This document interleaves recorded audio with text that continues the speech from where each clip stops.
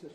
So other than those two experiments on the Pragyan, we have three experiments on board Vikram lander also. One is related to finding the seismic activity on the moon surface. The payload is ILSA, and there is a payload where we will conduct a thermophysical measurement of the moon surface called CHASTE. And the third experiment is REMBA, which is going to measure the electrical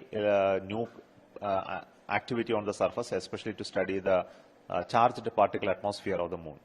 So three such experiments.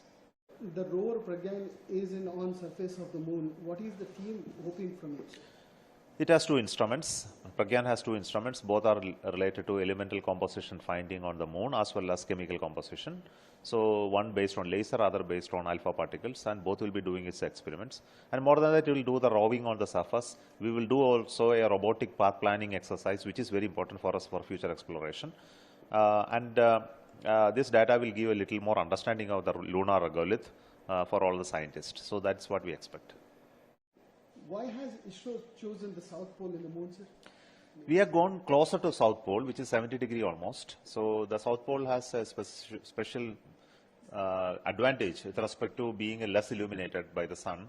And because of that, there is a potential to have more scientific content in terms of retention of water below the subsurface, and also elemental composition and other activities, which is an electrical activity on surface of the moon, to be more dominant there than what it is there at the equator. So science people who are scientists who are working on moon has really shown a lot of interest on the South Pole, because ultimately human beings wants to go and create colonies on the moon and then travel beyond. So the best place is something that we are looking for.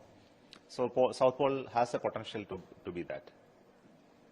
Gaganyaan and mission Aditya?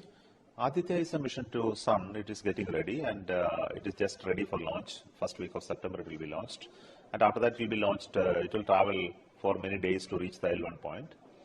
Gaganyaan is still in the work in progress, and we are doing a mission possibly by end of September or beginning of October for demonstrating the crew module and crew escape capability, and which will be followed by further missions of unmanned missions next year beginning, and many more test missions and ground test, hundreds of them, until we do the first manned mission, possibly by 25.